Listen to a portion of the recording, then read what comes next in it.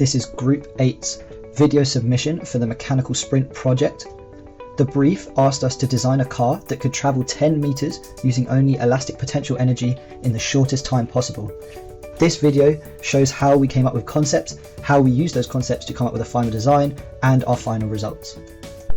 During the conceptualization and prototyping stage of this project, we looked at different elastic potential energy sources, including elastic bands, balloons, and springs, as well as if we could convert the elastic energy into another form of energy through the use of a spring-loaded Mentos contraption, which would then set off a chemical reaction with Coca-Cola.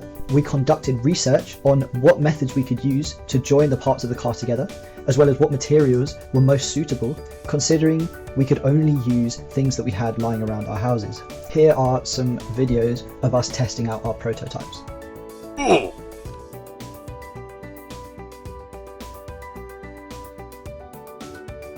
Mission failed. We'll get them next time.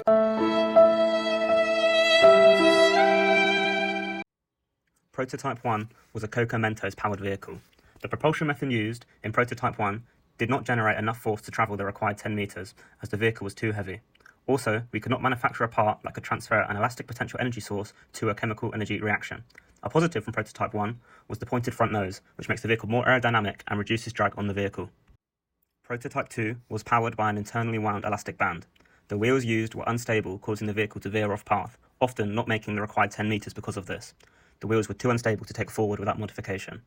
A recyclable plastic container was used for the chassis. This worked well as it allowed for the high internal force between components required to store energy to travel the 10 meters. Prototype 3 was a spring-powered vehicle. The spring was unable to generate enough force to drive the vehicle 10 meters and became entangled in itself when testing. The wheels used, CD secured in place using bottle caps, worked very well, as they remained aligned and allowed the vehicle to travel in a straight line. This will be taken into the final design. Prototype 4 was a spring-powered vehicle. Shot glasses were used as wheels. This did not work as the wheels were too small to efficiently convert the energy stored in the spring to work done moving the vehicle. The spring was also too small to generate enough force. Prototype 5 was a Coca Mentos powered vehicle. Prototype 5 ran into the same problems as the previously mentioned Coca Mentos prototype. Coca Mentos will not be taken further. Aww. Prototype 6 was powered by an internally wound elastic band.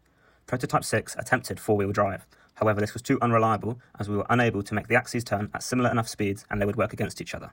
Prototype 6 used an axis chamber. This reduced friction on the axis and the elastic potential energy was converted more efficiently. An axis chamber will be taken forward into the final design. Prototype 7 used an elastic band slingshot to power the vehicle. The slingshot was too difficult to accurately release and the vehicle was unable to remain in a straight line. To counteract this, Prototype 7 used skis instead of wheels. However, this feature would not work with the other driving methods, as for example the wound elastic band, which requires wheels to turn, so it cannot be taken further.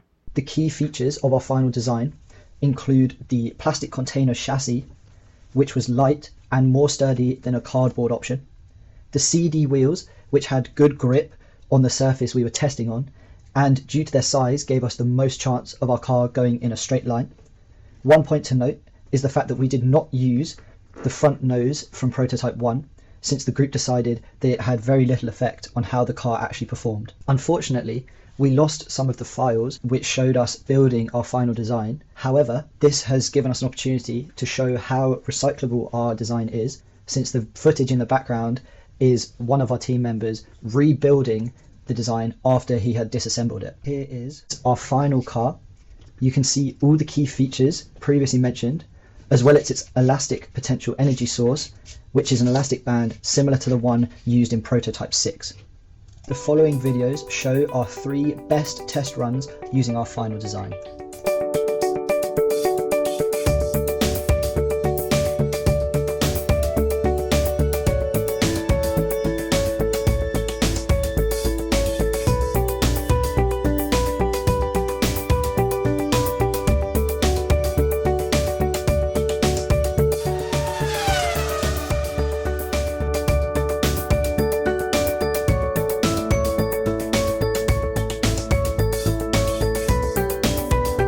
Here are the final results for the 3 test runs shown.